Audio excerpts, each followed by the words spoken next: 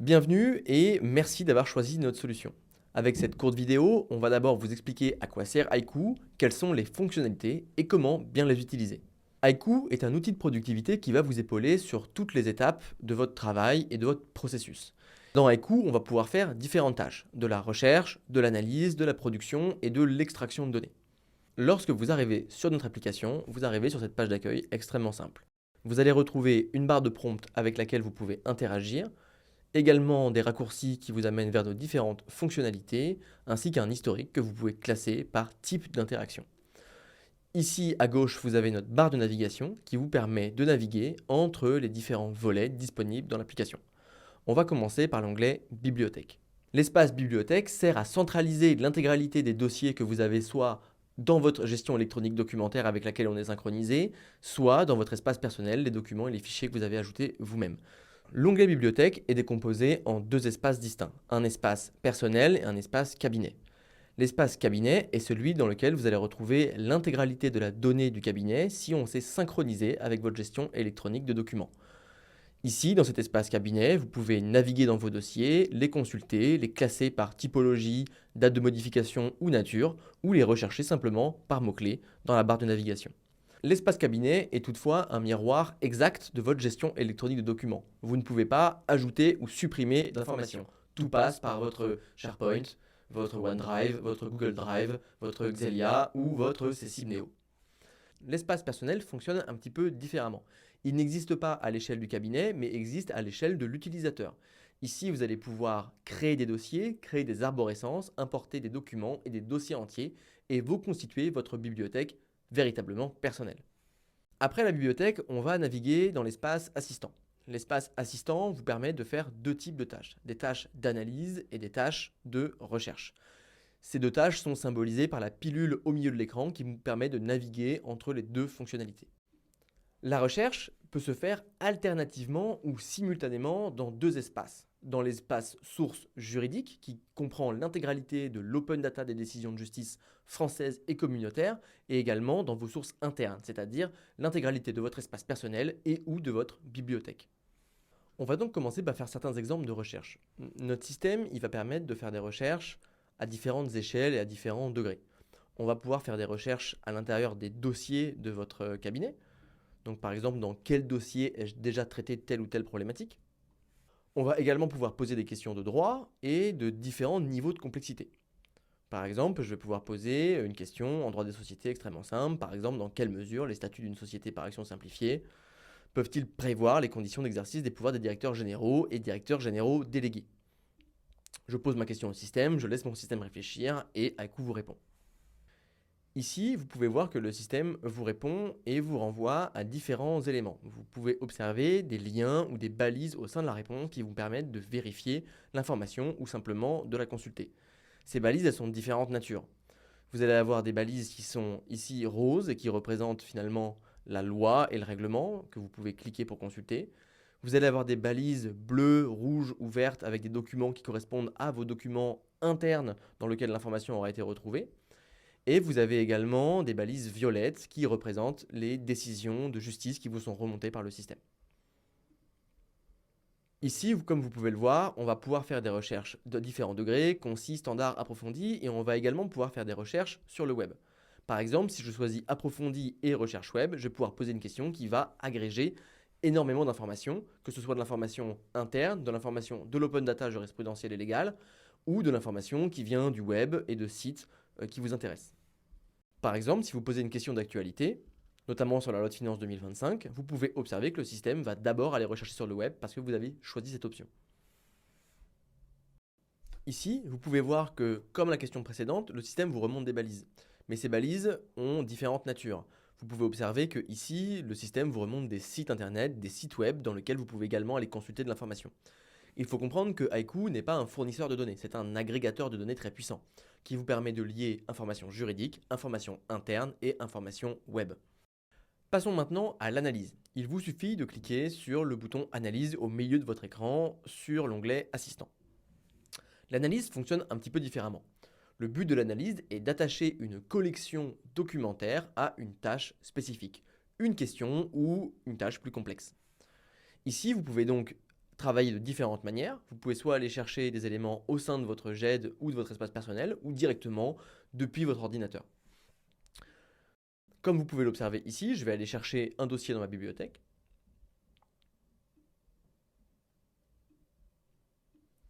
Et le système me permet de faire différentes choses. D'abord, je peux par exemple cliquer sur le dossier entier et faire une analyse multidocumentaire, mais je peux également cliquer sur un seul document pour analyser le dit document. Et je peux faire en fait différentes tâches. Ici, par exemple, je vais choisir mon dossier de correspondance et je vais demander au système d'établir une chronologie sur l'intégralité de mes correspondances. Pour ça, j'ai deux choix. Je peux soit, dans le cadre d'une analyse libre, poser une question et lui demander de faire une chronologie, soit je peux choisir une action rapide telles qu'elles sont recommandées en dessous de la barre de prompt. Il suffit ensuite d'envoyer la requête et le système va travailler. Comme vous pourrez l'observer, le système va d'abord passer par une étape d'analyse et d'exploration des données des documents. Ici, le système est parfaitement exhaustif. Il va analyser chaque page, chaque document et les mettre en contexte pour répondre à la question que vous souhaitez. Comme vous pouvez l'observer, donc le système, après avoir analysé l'intégralité des ressources documentaires, va vous répondre. Il va vous répondre de manière rigoureuse en reprenant chaque document, chaque élément important, en vous expliquant sa portée et son importance dans la chronologie qui est développée. Ici, c'est donc une analyse qui est multidocumentaire. Mais ce système ne sert pas qu'à ça. On va également pouvoir faire des analyses croisées ou contextualisées à partir d'un document vers des sources juridiques, jurisprudentielles ou légales, pour faire des vérifications de conformité, pour faire des analyses de risque, etc. Par exemple, ici, je vais choisir un acte. Je vais choisir par exemple un pacte d'associés.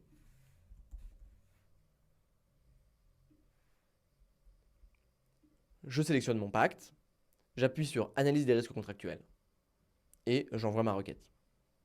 Ici, vous allez voir, dans la réflexion, le système va fonctionner en deux temps. D'abord, il va analyser le document et ensuite, à l'aune de l'exploration des documents, il va répercuter sa requête vers toutes les données juridiques et judiciaires qui vont lui permettre de répondre à la question posée. Ici, vous voyez le système vous répondre et vous expliciter pourquoi certaines clauses de ce pacte vont comporter des risques. À chaque fois qu'il va vous expliquer les risques inhérents à ce pacte, il va également vous remonter l'information juridique sous-jacente qui lui permet de justifier son raisonnement, jurisprudence ou disposition au sein de code. De la même manière que dans la recherche, vous pouvez simplement cliquer sur les petites balises afin d'identifier d'où est-ce que vient l'information dans le document, à la granularité de la page, mais également les éléments juridiques qui vous seraient remontés, code ou jurisprudence. Il faut également savoir que ce système peut analyser tout format de document et de n'importe quelle nature. PDF scanné, non scanné, images, tableaux, graphes, etc. C'est un système qui est complètement multimodal. Vous pouvez y glisser des plans, vous pouvez glisser également des schémas, etc. Le système saura vous répondre. Passons maintenant à la production. La production sur Haiku est un système à part entière. Dans notre fonctionnalité de production, vous allez retrouver différents éléments. Ici, une fenêtre dans laquelle vous allez pouvoir saisir du texte ou copier-coller de l'information. Vous allez également retrouver la possibilité de mettre en forme votre document. Vous allez retrouver également des actions rapides qui vous permettent d'obtenir des modèles à jour sur vos tâches les plus courantes. Vous allez également pouvoir utiliser un style rédactionnel spécifique pour que le système s'adapte à votre ton, votre manière d'écrire.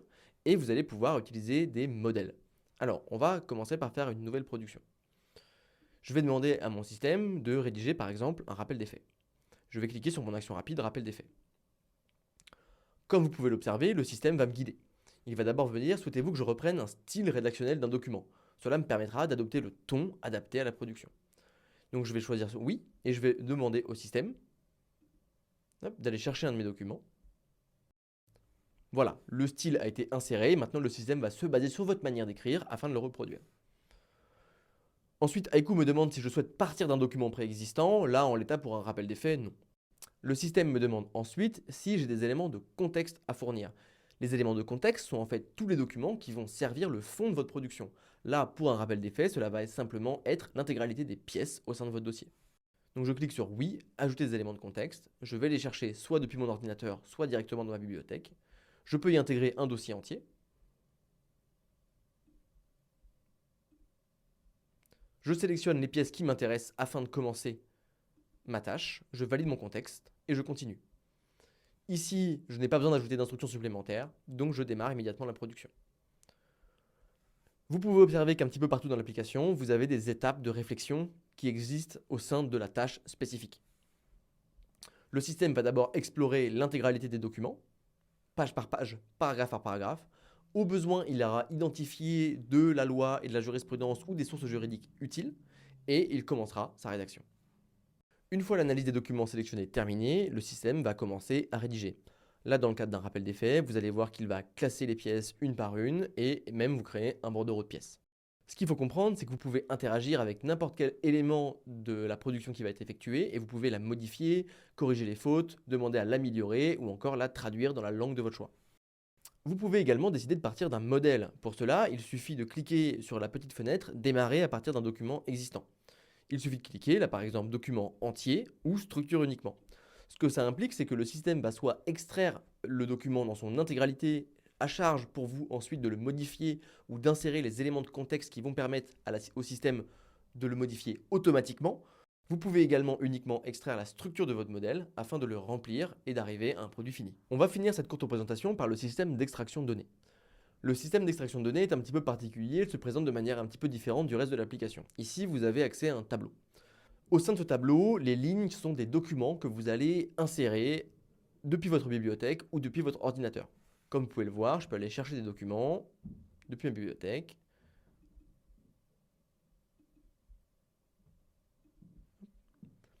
Une fois mes documents insérés, j'ai besoin de remplir une information sur mes têtes de colonnes. Il faut comprendre que ce sont vous qui nommez et modifiez les colonnes afin d'identifier la nature de l'information que vous souhaitez extraire des documents.